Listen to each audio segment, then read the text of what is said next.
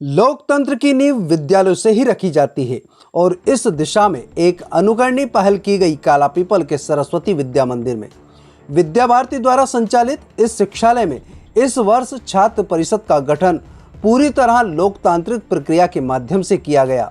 मतदाता सूची, नामांकन, चुनाव चिन्ह, प्रचार, मतदान और मतगणना हर चरण को विद्यार्थियों ने स्वयं अनुभव किया। तरुण भारती और कन्या भारती के अध्यक्ष पद को लेकर हुआ रोमांचक मुकाबला, तो वही कन्या भारती में 87% और तरुण भारती में 84% मतदान हुआ। कुल मिलाकर 85.6% विद्यार्थियों ने अपने मताधिकार का प्रयोग कर लोकतंत्र में भागीदारी निभाई।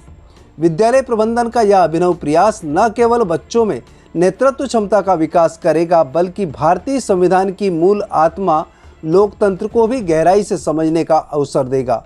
नई राष्ट्रीय शिक्षा नीति के अनुरूप यह प्रयोग विद्यार्थियों को करके सीखने की प्रेरणा देता है और यही बनेगा मजबूत, जागरूक और जिम्मेदार नागरिकों का आधार। सरस्वती विद्या मंदिर कालापीपल, जहां शिक्षा के साथ संस्कार और संविधान की समझ भी दी जा रही है।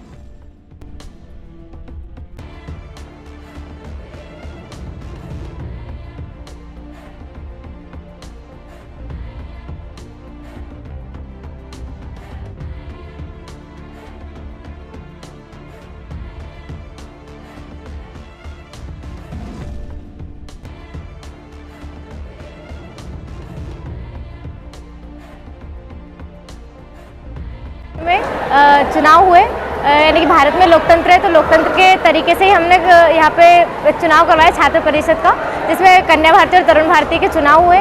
तो उसमें काफ़ी अच्छी व्यवस्थाएं रही। छोटे स्तर पर काफ़ी अच्छी तरीके से हमने बैलेट पेपर के द्वारा चुनाव करवाए, जिसमें अभी रिजल्ट आएगा कल परसों तक, तब देखा जाएगा कि कौन जीतता है कौन हारता है।